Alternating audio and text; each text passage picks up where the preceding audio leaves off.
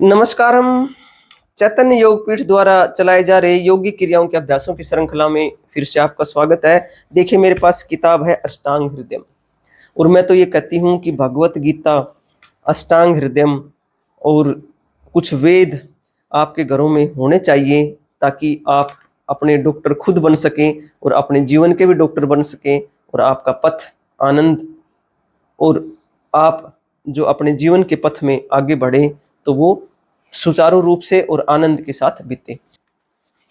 तो अष्टांग हृदयम की हमने बात करी, तो अष्टांग हृदयम में आपका संपूर्ण इलाज समाहित है।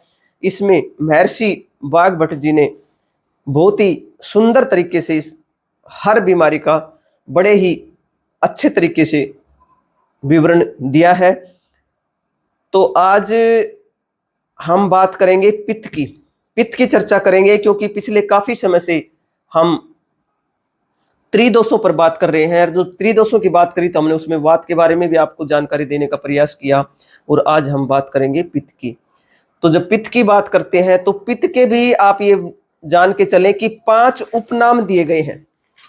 तो उन 5 उपनामों के बारे में आपको पता होना चाहिए कि आपके शरीर में वो 5 जो पित्त के उपनाम हैं, यानी उपदोष हैं, वो कहाँ का आपके शरीर में स्थित हैं, और कैसे वो आपकी सेहत को ठीक रखने में सहयोगी होते हैं, और जब कैसे वो कुपित हो जाते हैं तो उनको कैसे आप समता में लेकर आए।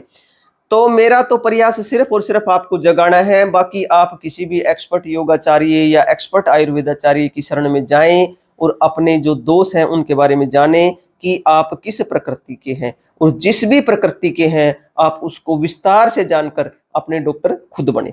तो जब अब हम 5 जो ये उपनाम हैं पित्त के, उनके बारे में बताते हैं कि ये कौन कौन से 5 उपनाम हैं।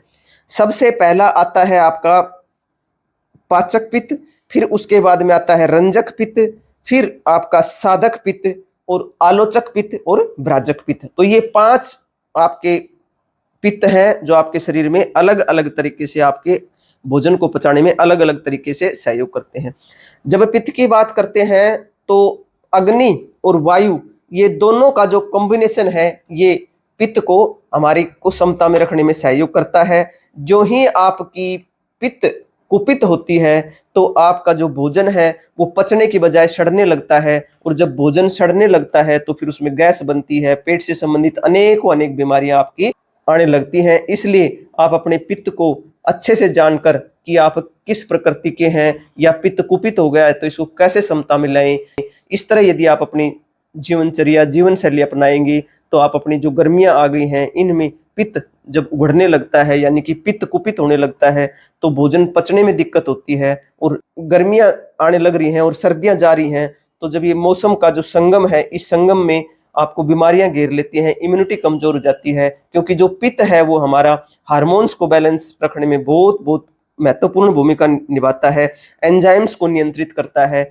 तो इसलिए आप अपनी प्रकृति को जानकर, यदि आप पित्त प्रकृति के हैं, यदि पित्त कुपित हो गया है या कोई आपके पेट में दिक्कत हो गई है, तो उसको जानकर समझकर आगे बढ़ें, ताकि आपका स्वास्थ्य ठीक रह सके। और पित्त के लिए जितने भी हमने योग के अभ्यास बताए हैं उन योगिक क्रियाओं को करें, जैसे कि हमने शीतली बताई, शीतकारी बताई, दूसरा आपको नाड़ी शोधन प्राणायाम बताया, और कुछ भी और दूसरे भी आपको अभ्यास बताए हैं। उन अभ्यासों को आप करके अपने स्वास्थ्य को ठीक रख सकते हैं।